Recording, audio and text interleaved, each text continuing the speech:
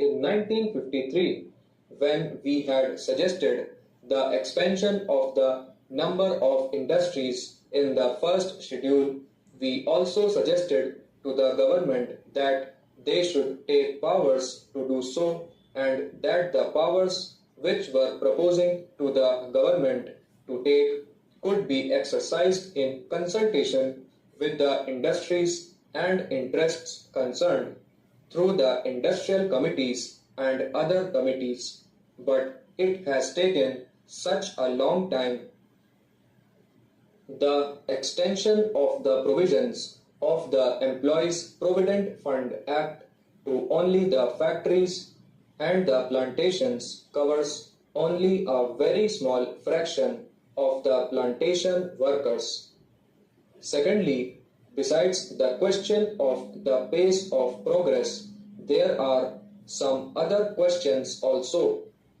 There was an agreement in the Standing Labour Conference when this question was discussed that the provisions of this Act will be extended to industries employing 1,000 persons, and the industries come under that category as, for instance, rice mills, cashew nut factories, coir factories, and other factories. Then there are the seasonal factories. It may be said that work in these seasonal factories is of a seasonal nature, and therefore it is difficult to extend the provisions of this Act to workers in those factories.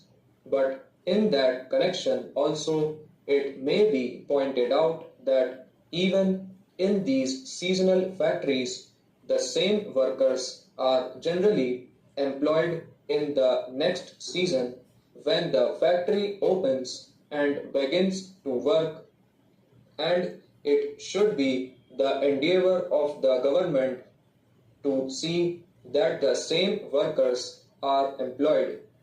Therefore, the break in the period of work need not come in the way of the extension of the provisions of this Act to these workers.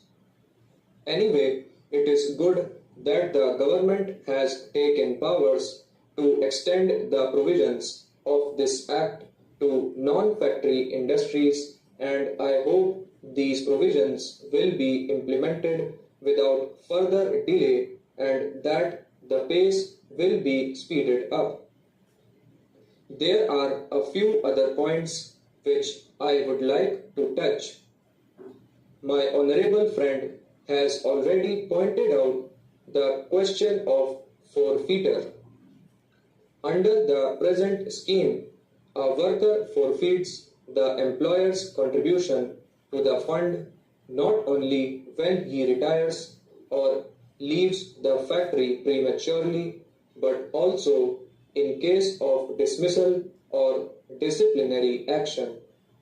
It is a moot point whether there should be this forfeiture in the case of dismissal or disciplinary action, for the worker has been working there before up to the point of time when this disciplinary action took place.